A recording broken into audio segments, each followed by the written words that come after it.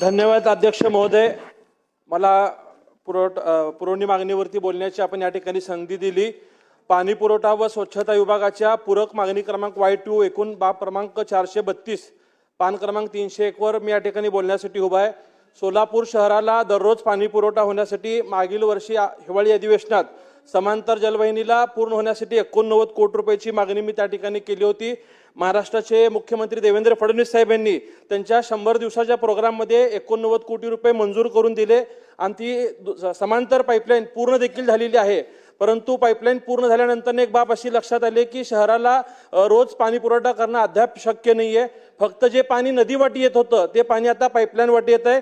काही भागाला 3 दिवस आड तर काही भागाला 5 दिवस आड पाणी पुरवठा होतोय। ही बाब मुख्यमंत्र्यांच्या निदर्शनास आणून दिल्यानंतर 7 मार्चला त्यांनी सोलापूरच्या समतोल पाणी पुरवठ्यासाठी एक बैठक विधिमंडळाच्या वेळेस घेतली होती। त्यास त्यांनी 892 कोटी रुपयाला तत्वता मान्यता दिली होती।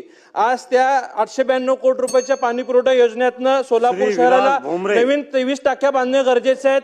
त्याचबरोबर पाईपलाईन असतील। अध्यक्ष महोदय, या ठिकाणी पुरवणी संधी दिली त्याबद्दल आपले या ठिकाणी मनापासून आभार व्यक्त करतो।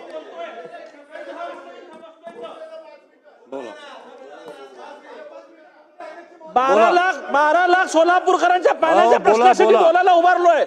सकाळी 10 वाजता आलोय।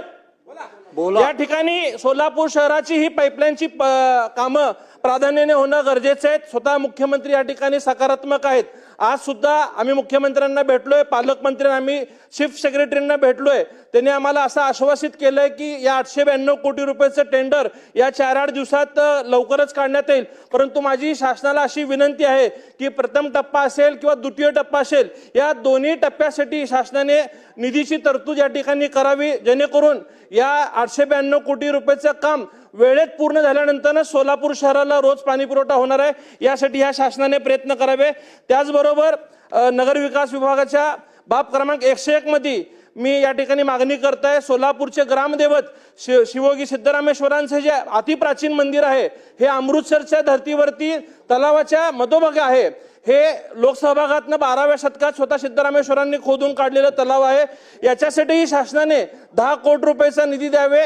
ईशान्य प्रवेशद्वार जे लक्ष्मी मार्केटच्या परिसरातलं अतिक्रमण काढून हा परिसर व इतर बाबी सुशोभित करण्यासाठी शासनाने 10 कोटी रुपयाची तरतूद यासाठी करावी। व महाराष्ट्र व देशातला जो धार्मिक भक्त सोलापुरात अक्कलकोट, पंढरपूर, तुळजापूरच्या दर्शनासाठी येतो त्यांना सिद्धरामेश्वर मंदिराचा प्रसार होऊन अमृतसरच्या धर्तीवरती या मंदिराचा विकास होण्यासाठी मी मागणी या माध्यमातून सरकारला करतो। आणि